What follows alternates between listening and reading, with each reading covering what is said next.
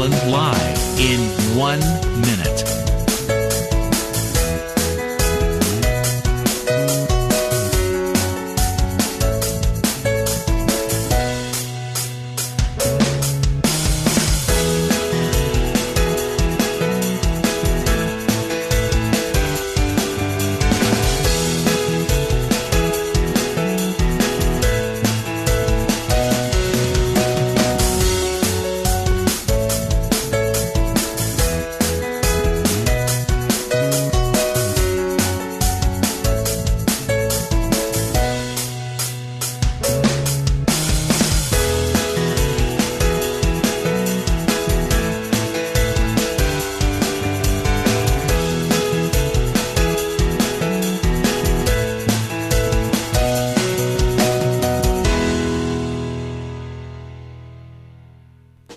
Welcome to Lynn Cullen Live at pghcitypaper.com. Email your questions and comments to Lynn at pghcitypaper.com.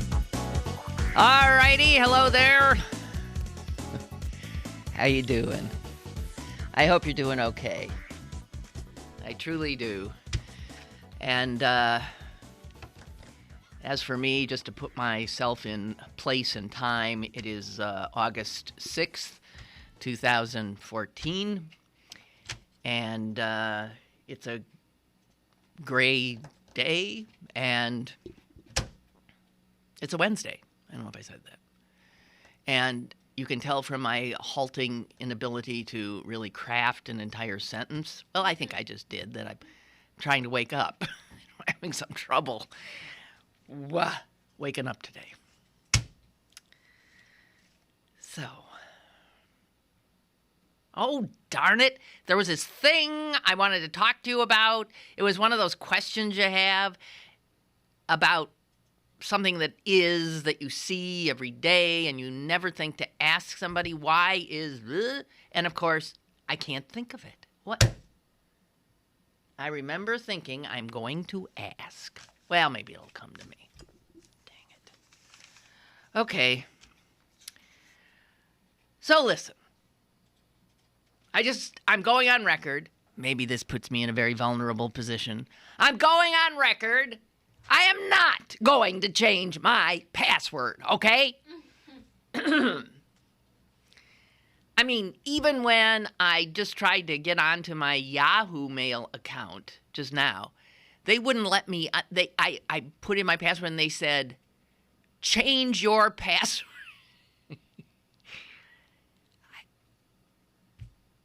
Something is really wrong with the system we got going here. This password thing. This isn't working. Quite clearly, this is not working.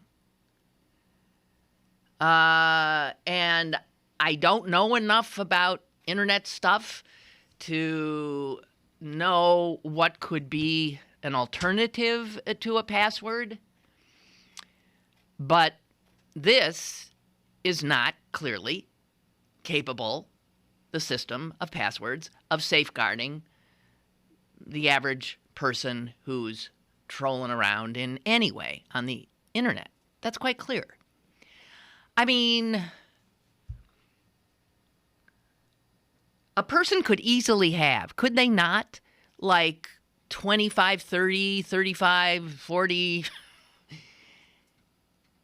passwords, because you need a password to get in here, and then you need a password for your bank, and then you need a password maybe for your, I mean, every company that you do business with, you might have a password. It is no wonder that most people just use the same damn password, because otherwise they would lose their minds. As it is, they're probably losing their minds. So when the powers that be tell us, you got to change your password, I mean, immediately, what percentage of people do you think do? Because it was just the other day, it seems like, when these hackers got into Target, When was that? That was in December.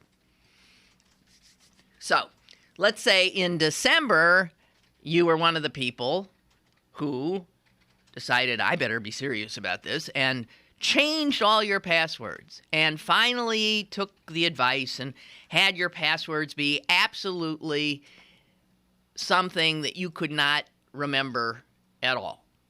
Numbers, emoticons, all kinds of weird things in it. And then you're told today, change your passwords. This is not working. This is not working. Jess, have you changed your passwords? No, why would I change my Yeah, Jess says, no. Why would I say, why?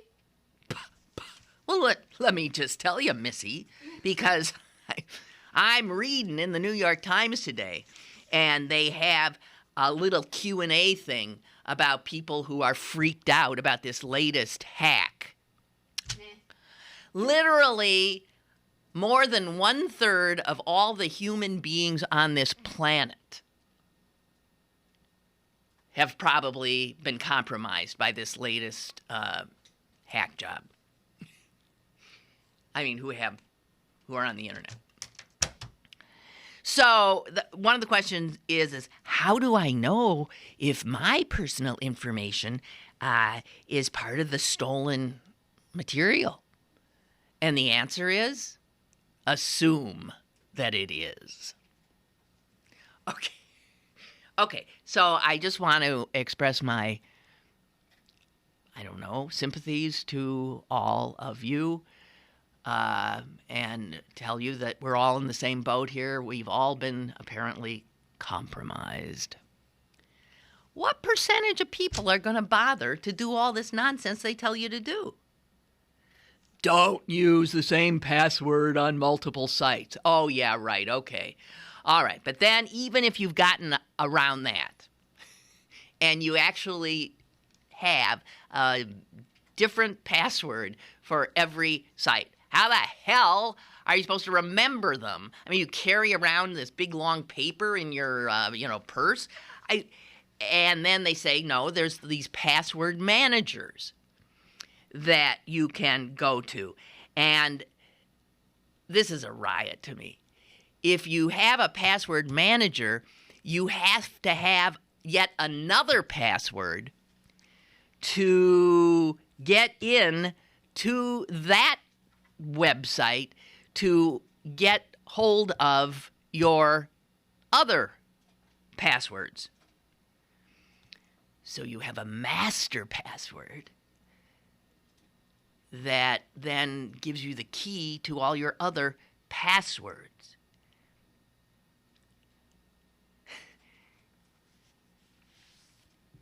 I'm just going to assume we're all hacked, and I'm going to assume all of our identities will be stolen. And if the whole world's identity is stolen, what difference does it make, huh? I mean, we can all just pass for each other, and that'll be the end of it. But this is not working. This isn't working. There are a lot of people making a lot of money in a lot of big buildings, like I can see out of this window, whose job it is to secure the information on their computers and on their customers or clients' information, all that stuff. Those are these security specialists. It's a big growth industry. Well, they don't know any more than the hackers all over the world, although there seems to be an inordinate number of them with nothing to do in Russia, where a lot of these things seem to come from. And these Russians, whatever, and they're not even working for the government, they're working for, they're making money, selling our identities and our information to various other sinister folk. I mean, we often talk about the internet as like this, ungovernable, wild.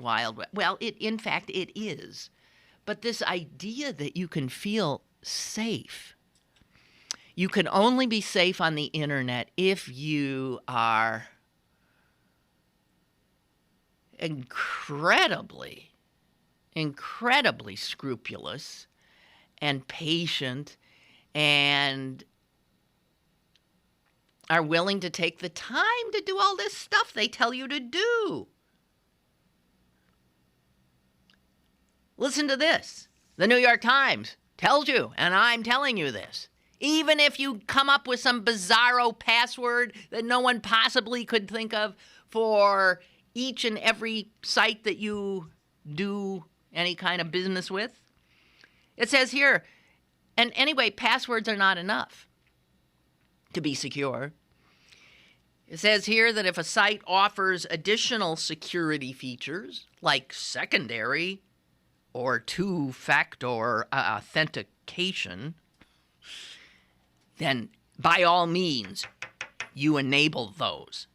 And then when you enter your totally unhackable, indecipherable, who could ever remember that password that you now have, you will then receive a message, usually in text form, with a one-time code that you must enter before you can log in. Now, excuse me. Who the hell is going to go through all that to access the whole idea? We have been trained by the internet to want things quickly. And if you have to go through 20 different security procedures, if it's like going through the TSA every time you want to change into another site, well, no, people ain't going to do it. We're all in a hurry.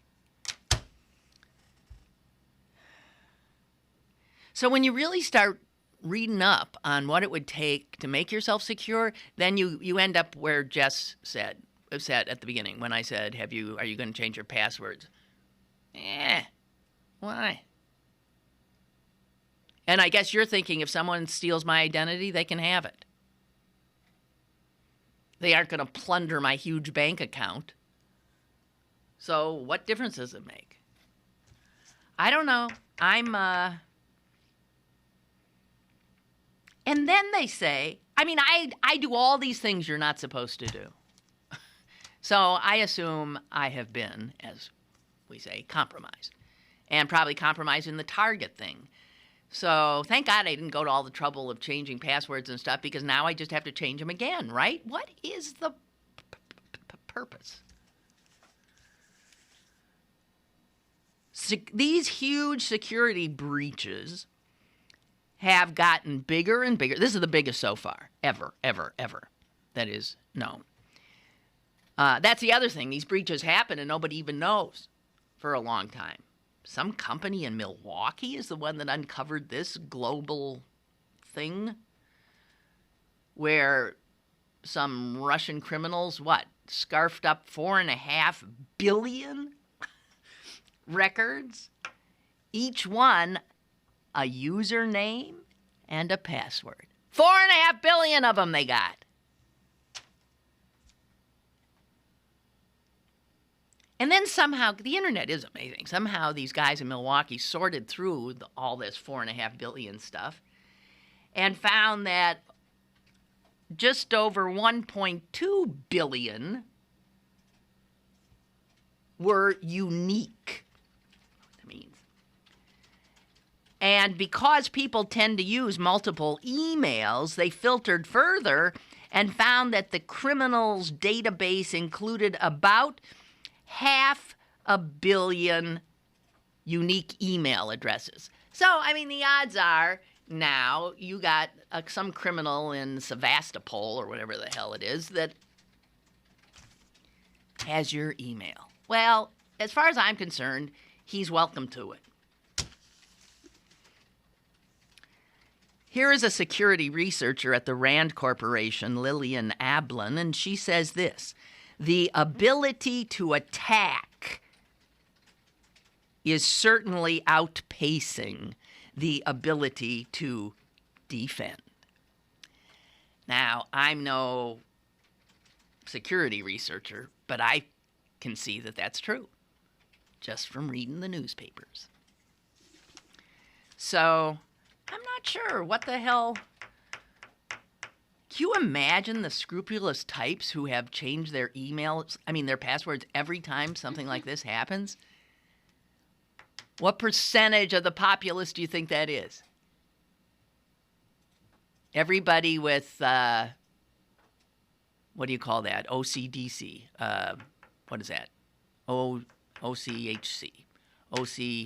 Obsessive compulsive disorder. OCD.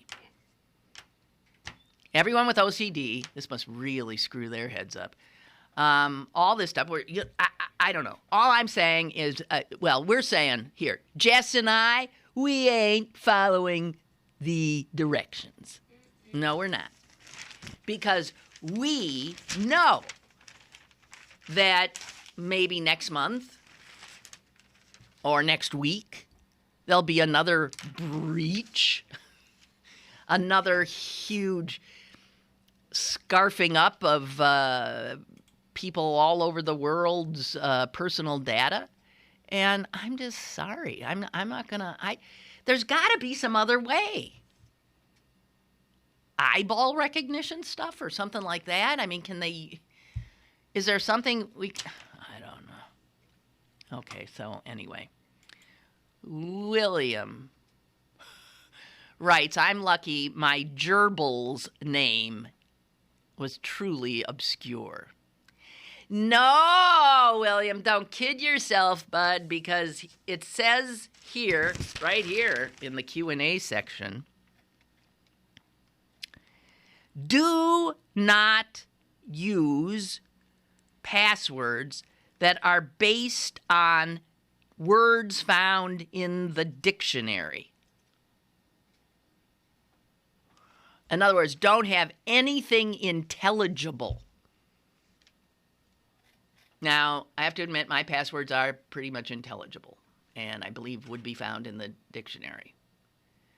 But they say the best thing you could do is create an anagram from a sentence. And the one they do is, okay, here's the sentence they come up with. One time in class, I ate some glue. And you can remember that one. One time in class, I ate some glue. One time in class, I ate some glue. And you take the first letter of one time in class, I ate some glue. But it's not enough just to do I-T. One time. For one, they have the one. For time, they have a capital T. For one of the other I's, they've got an exclamation point and say, who the hell is supposed to remember this stuff? I'm just sorry. Just saying. So to hell with it.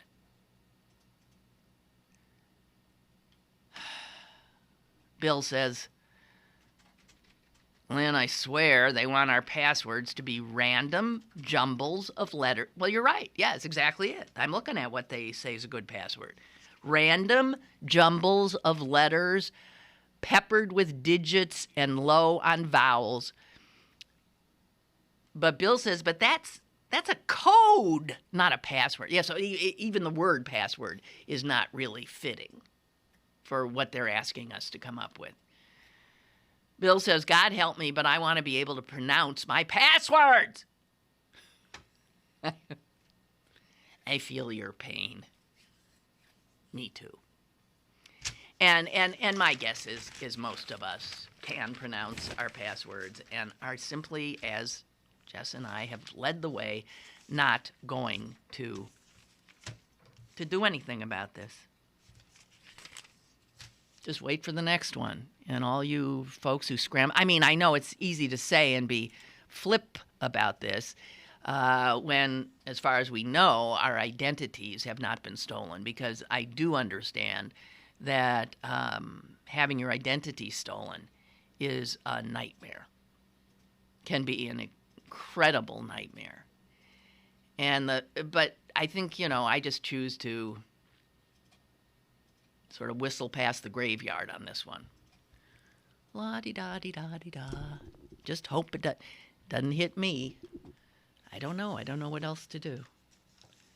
But you would think all these geniuses who have created this damn thing that now we are incapable of living without, would be able to do something better than passwords. I think it's quite clear. And maybe they'll come up with something in the next 2 years, 3 years, and we will look back on, remember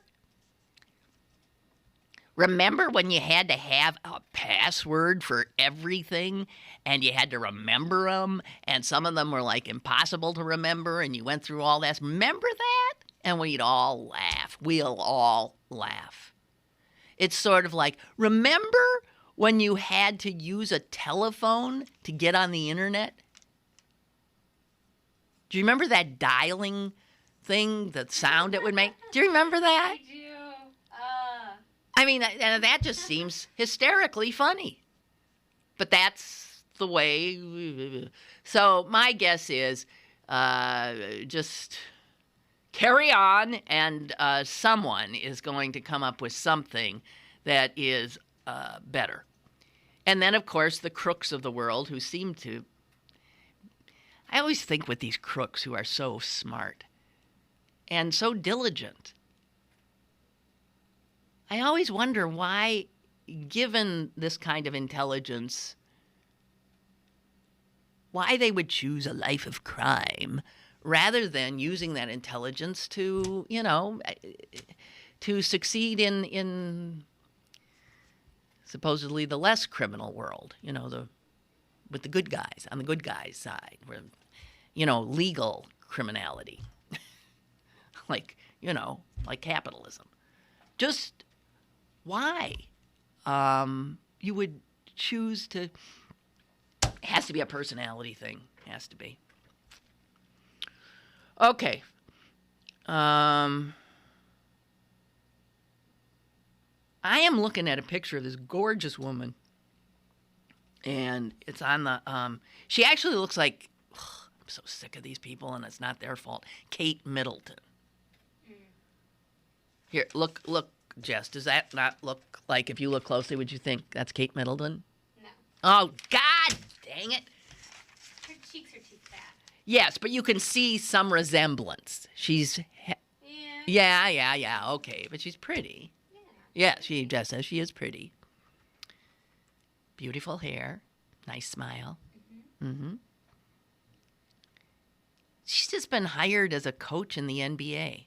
What? Uh-huh. Good for her. I know! Can you imagine the NFL doing such a thing?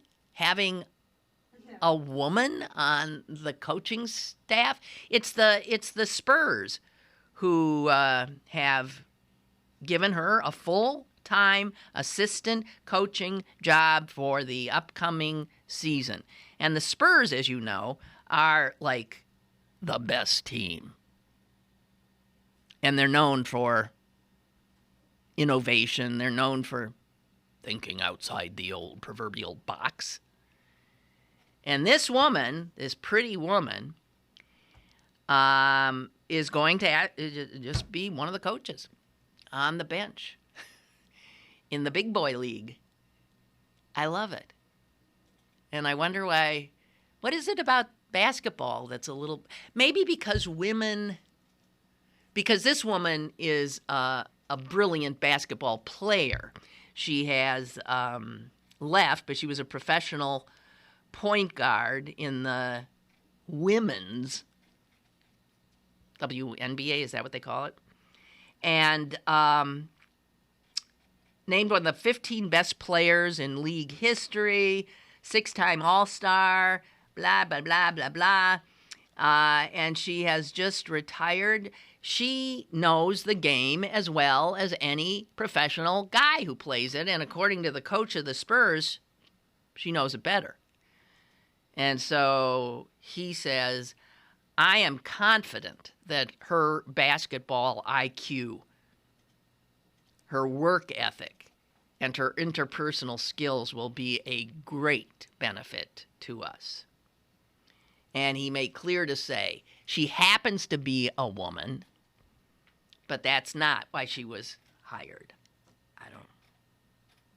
I love this. And it's interesting that it hasn't, I don't know, I haven't read that much about it. I guess there's another woman who had a part-time sort of job with the Cleveland Cavaliers, and she's considered the first woman on a coaching staff in the NBA. But she was not even paid by the team. She was paid by some other entity. This is the first real woman in a totally male professional league who's going to be a coach. And I just think that's great. Hey, let's hear one for the feminists. And you know what? If you asked her if she's a feminist, she'd say what Jess said the other day. Yeah. Oh, did I say her name? Her name is Becky Hammon. Becky Hammon. Got a lot going for her, apparently. Okay. So yesterday, we were talking about the algae bloom and about the reason for it.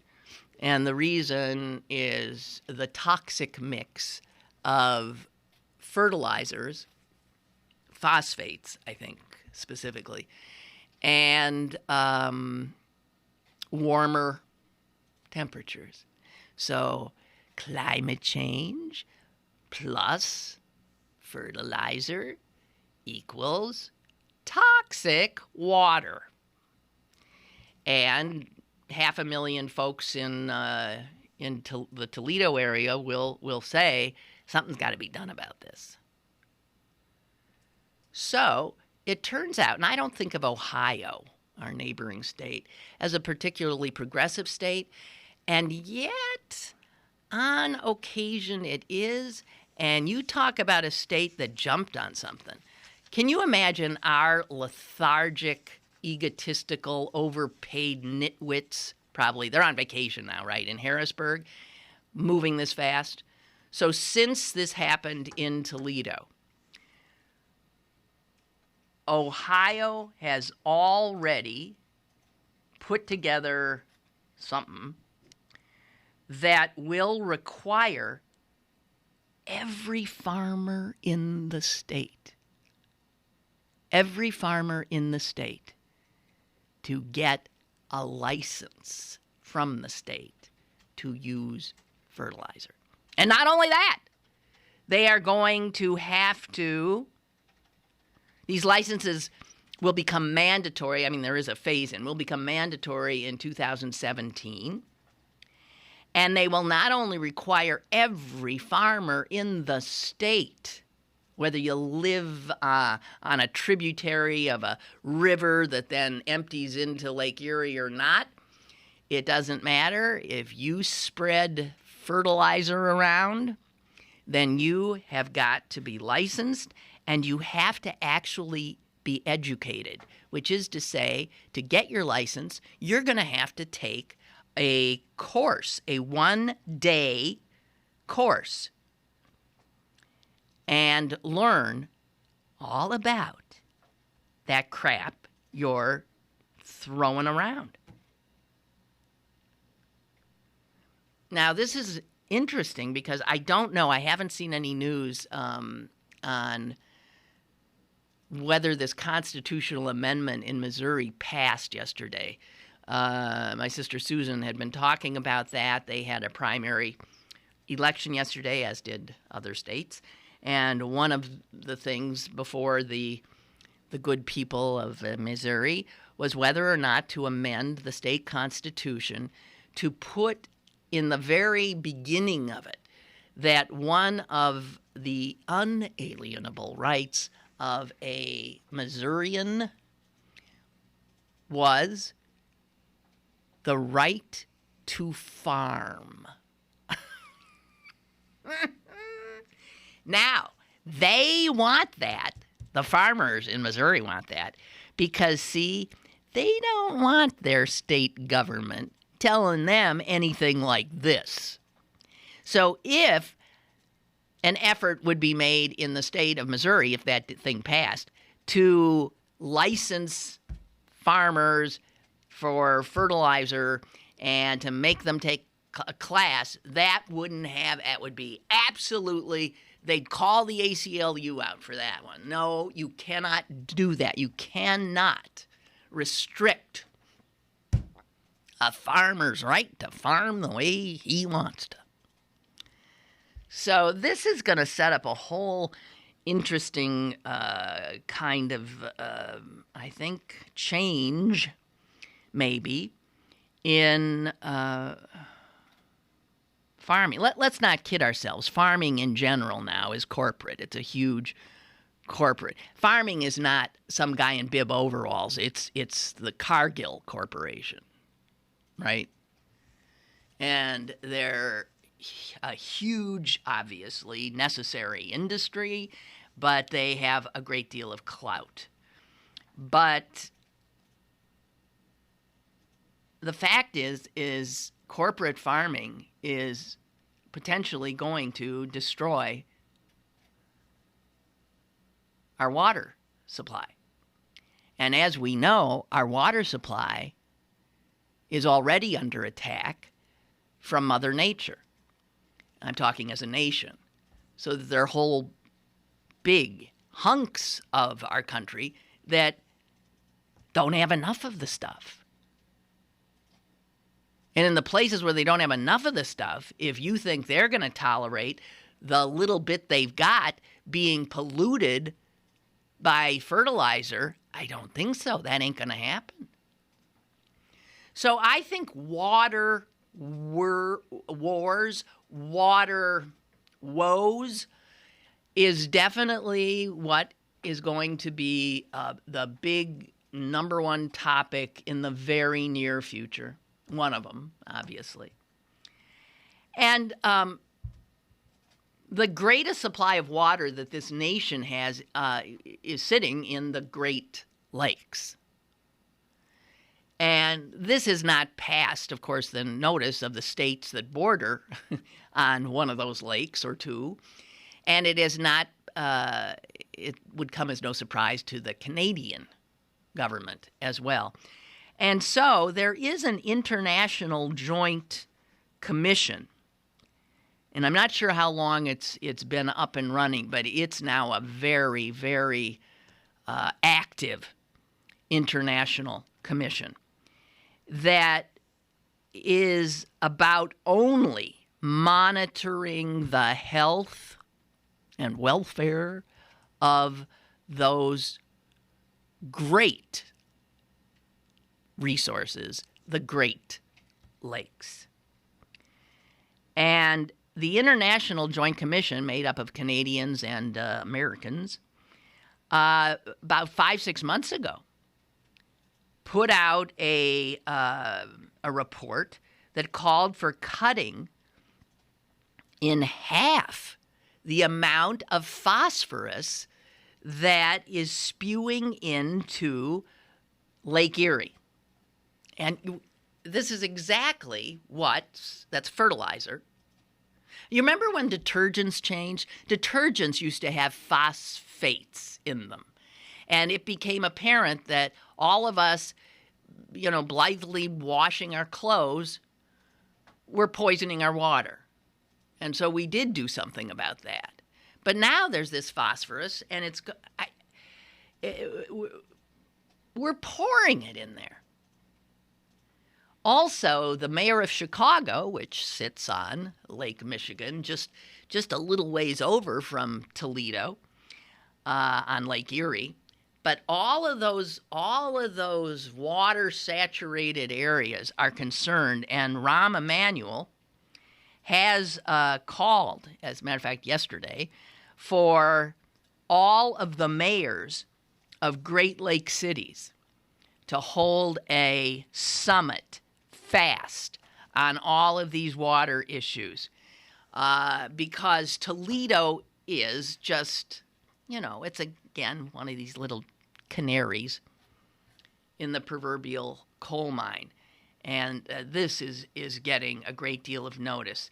Anyway, this international commission has noted that Pennsylvania, for one, does not regulate farmers, from applying fertilizer on frozen ground, which I guess other states have done.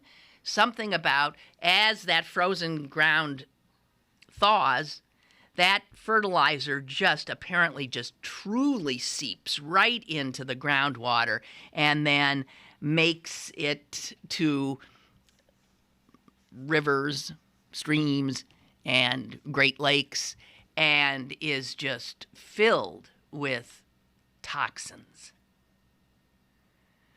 So they're trying to get some, well, I don't know.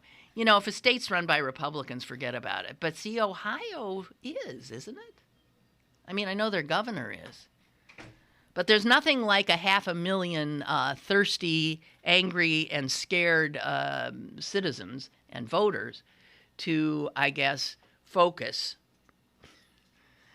the minds of anti-regulation Republicans when they see something like this. Well, I guess the only way we can safeguard this is we're going to have some rules. Imagine that. So,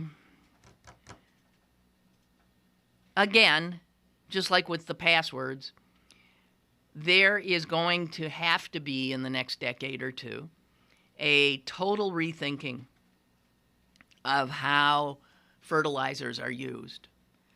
And if, in fact, they're as necessary as corporate farmers would say they are, and whether or not there might be something a little less lethal than the nitrogen and the phosphorus that are being used. Anyway, so that's going to be happening, and I was sort of astonished that a state that I think of as much like Pennsylvania in many ways would move that fast. Okay, on the issue of passwords. Mab says, last summer someone hacked my Amazon and eBay accounts. You better believe I changed all my passwords this morning. Fear will do that to you. Last year they ordered a bunch of expensive computer equipment from Amazon. Who's they? Last year, they ordered a bunch of expensive computer equipment from Amazon, but luckily for me, we're too dumb to change the delivery address. Oh, the people who hacked it. So when I received so you got all this stuff that you hadn't ordered?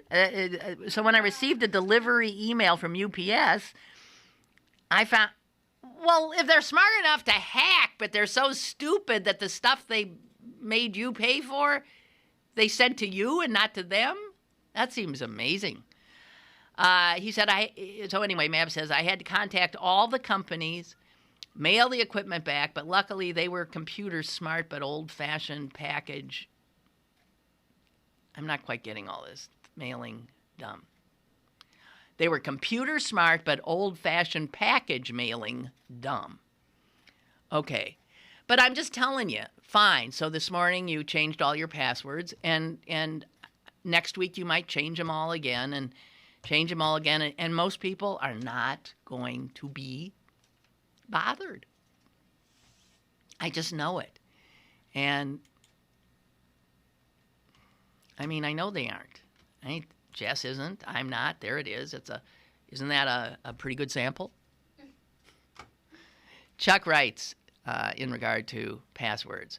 So this might be a bit tough to follow, but I'm going to give it a shot. I'm in the business of usernames and passwords. My key point here is this. If you use a different password for each website, when one website is compromised, you are not compromised on your other favorite websites. I understand that. Using a different password for each website and remembering those passwords is not difficult at all. I always suggest to people to use a password recipe. A password recipe is an easy-to-remember rule that you store only in your own brain. This rule helps you formulate and then remember a different password for each website you use. I can't even imagine. I can't even remember the name of the person I ate dinner with last night. I mean, okay. For example, I'll listen to this, Chuck. For example, a password recipe might be the first 3 letters of the website name plus the first 3 letters of my first name plus my favorite number. You have a favorite number? Okay. But so the recipe you keep in your head. And then because you're using the first 3 letters of the website name, you don't have to remember that. That would change each one. But everything else would be the same. The first 3 letters of your name would be the same. Isn't that a little too much alike? Isn't that easy? Well, okay. I don't know. So, for example, my Google password might be GOO, CHU 5. Or my password for Amazon might be AMA, first 3 letters of Amazon, CHU 5. But what I'm wondering, I mean, I get this, and thank you, you're doing this so I can understand it. But I would think some security type would say, this isn't good enough. First of all, the last 4 digits of every one of your passwords is the same. And that's got to be something you're not supposed to do. By following this advice, Chuck says, you can be compromised on one website without having to change your password on all your other websites. Okay. I get it. Okay. So what do you mean you're in the business of usernames and passwords? What does that mean? I mean, you just gave us this free information. If you're in business... He's a hacker. He's a hacker? I don't know. Just being a jerk. Hey, Chuck. What are you up to? So, I don't know. There you go. I just know I'm not going to do it. But maybe in the future, if I need a password, I'll try to remember something like that. But I don't have a favorite number.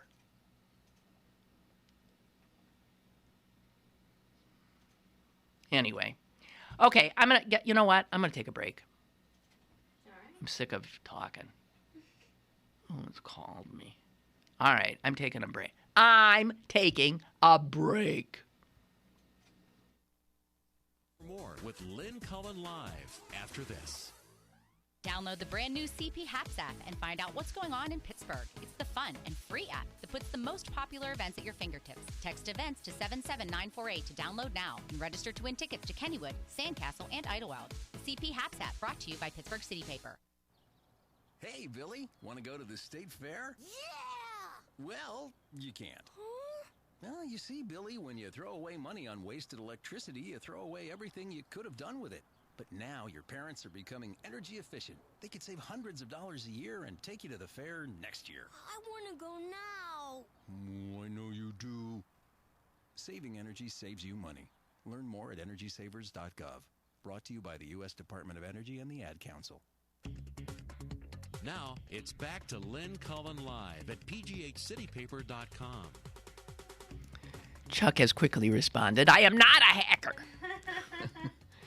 I'm a website programmer. Okay.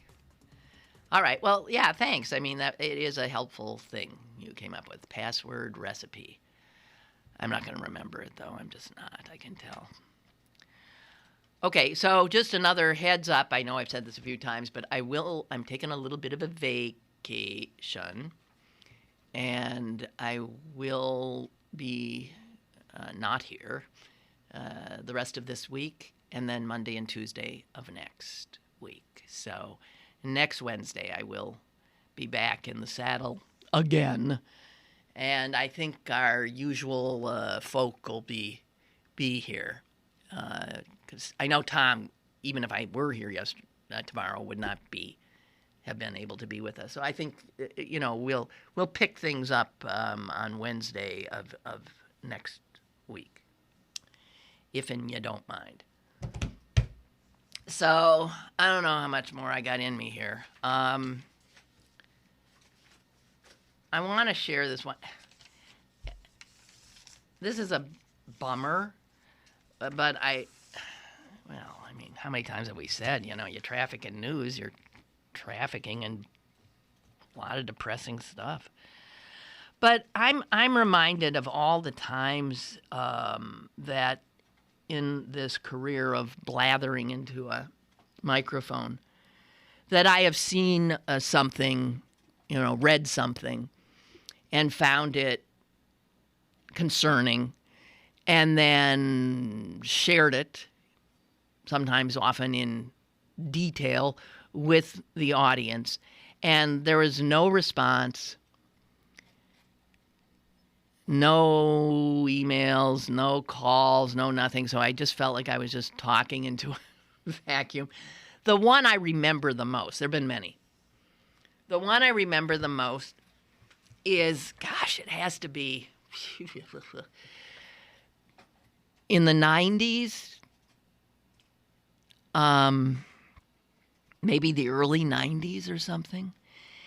And two former senators, one of whom was Gary Hart, remember, of Colorado, who some people thought would have made a great Democratic president, but he got involved with, he got found with a woman, not his wife, yada, yada, yada, yada. Anyone remember her name? You used to be able to match up the women in these stories with, like, Wilbur Mills. I remember that one. Fannie Fox, right? Right? Wilbur Mills, he was extremely powerful member of the House. Anyway, I'm off topic. But so I remember that Gary Hart and I can't remember the Republican guy had somebody. Oh, hello. Hi, her name was Donna Rice. Donna Rice. That is correct. Thank you. Don't ask me why I remember that. Well, yeah, I remember that picture of her sitting on his lap on a boat. Yes. What was the name of the boat? That monkey business. Yes! Well, how'd you remember that? I have no idea. But the story is he was campaigning in Connecticut one time, and he was walking down the street, and the one store that he didn't walk into was Rice's drugstore. Was whose drugstore? Rice's drugstore. Oh. Donna Rice. Okay. Donna Rice, that is correct. Thank you. You're welcome. Bye-bye. Bye. I wonder where she is now. Anyway, so Gary Hart and some Republican of some standing, maybe were commissioned by somebody to do a study on the potential for terrorism in the United States. And they really, their report came out and nobody read it. I guess one of the paper, probably the New York Times, obligatorily reported on the report and said what the two senators had cautioned us about, and it was terrifying.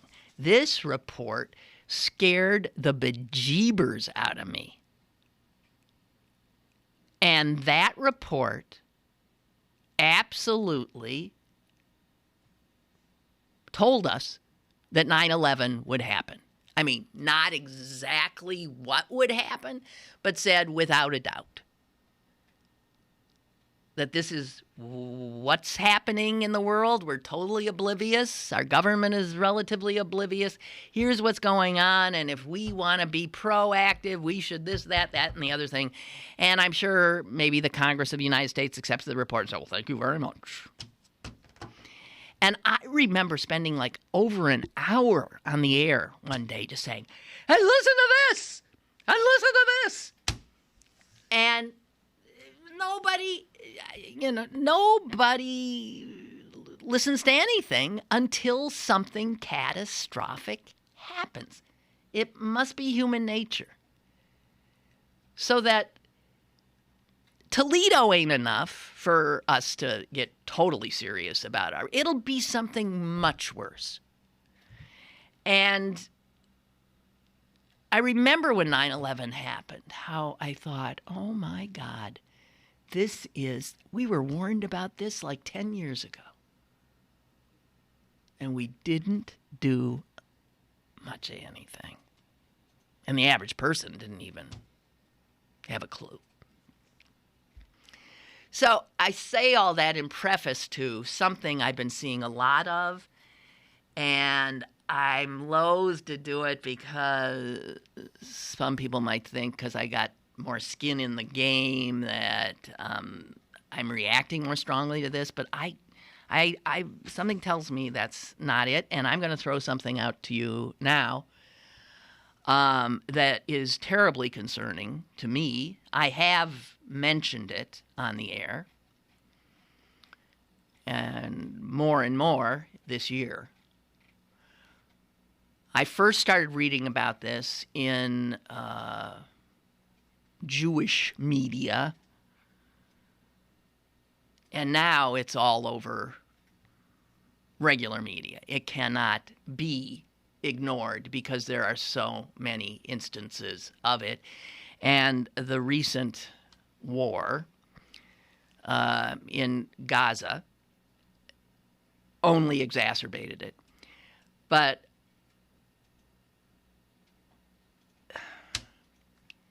European anti-Semitism is going gangbusters again. I know I've said this, but there's a guy who is an expert on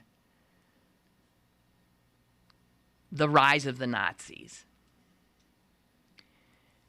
And he's got a book out, in fact, called Hitlerland. And it mostly is about Americans who were living in Germany who witnessed this rise and to power of people who everybody said, oh, come on. I mean, he's not going to, come on. I mean, the Germans are, there's no way this is, and yeah, so we know it happened. It happened. So he's written this piece, and he says, I spent a lifetime researching and writing about pre-World War II and then World War II, and I really, really, really steer clear of using Hitler or Nazis in any context other than the context they existed in. And he says, because we all know that once you start saying it's like Hitler, it's like the Nazis, you cut off all rational discussion, he says. Everybody goes ballistic. And but he goes on to say, yet at some point, most of us make exceptions to the rules we impose on ourselves. And he says, and I've reached my point. And he then says what we are witnessing today in Europe is a true surge of poisonous, violent anti-Semitism that would have delighted Hitler.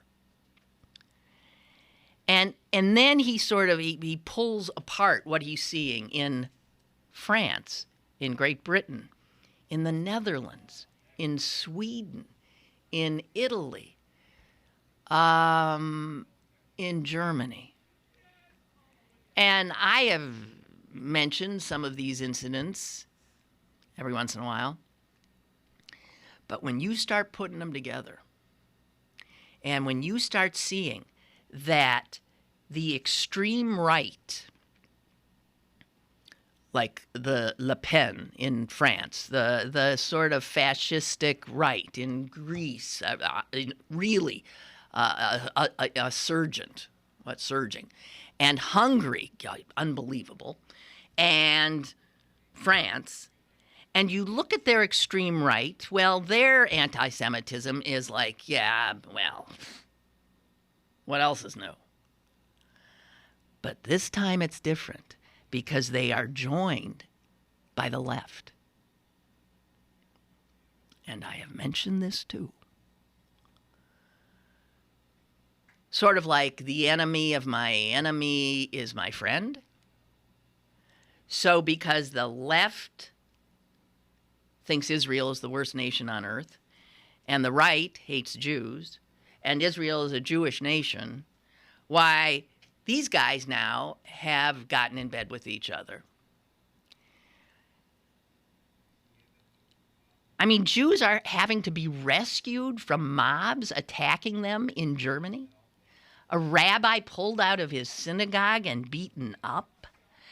Jews living in the Netherlands are so nervous now and frightened that they've been taking those mezuzah, those little markings that Jews have on their doors, have been taking them off so they're not identified as Jews.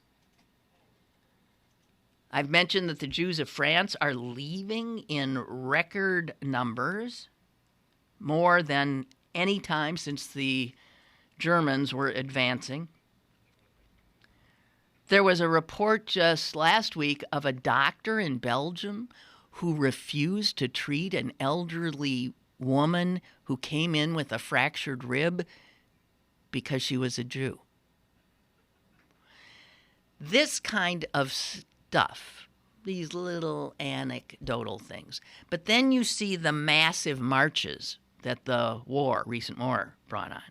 And you see the signs, and you hear what's being chanted by the crowd. And it's Jews to the gas. And it's come out, you cowardly Jews. This was a big one in fight. And the crowds that are chanting these things are disparate.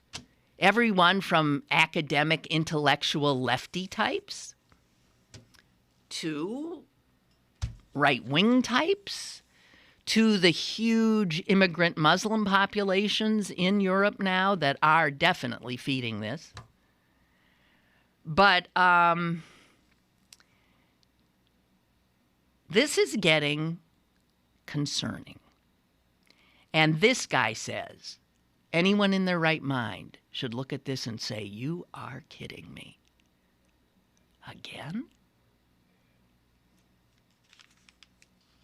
He says on the European left, virulent anti-Israeli sentiment has veered regularly beyond opposition to particular Israeli policies and actions into just flat-out anti-Semitism. And he says it's a lot like what the communist countries used to do with their Jews. When they wanted Jews in their countries to be in harm's way, all they had to do was start beating the drums of anti-Zionism. It's understood. Oh, we're just talking about the Zionists. We're not talking about you, a Jew right here. No, we're talking about the Zionists. No, it absolutely stops being a distinction. And this guy, I mean, I've read so many of these. He says, and this is not a Jew, by the way, but he says more needs to be done about this resurgent anti-Semitism. He says European leaders need to be speaking directly and forcefully to those on the left and the right, and because words matter. And the absence of words might matter even more. He says this was chillingly evident in the 1930s. Things were happening. Nobody said it. I mean, didn't put it all together into something that was of any concern. He says, got to speak up now. Here we go again, guys. here we go again. To me, it's extraordinarily distressing. Cannot even begin to tell you. Okay, Chris wants us all to watch this HBO thing on Nixon. It's on tonight again, 8 o'clock. Be there, be square. And says, wish your mom a happy birthday. I will.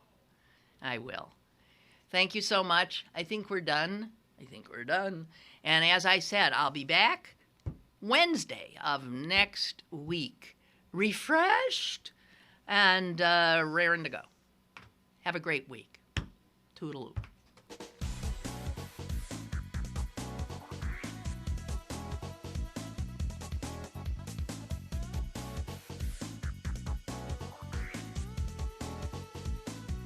Lynn Cullen Live, Monday through Friday from 10 a.m. to 11 a.m. and archived at pghcitypaper.com. The opinions expressed on Lynn Cullen Live are those of the host and do not necessarily reflect the viewpoints of Pittsburgh City Paper, Steel City Media, and its advertisers.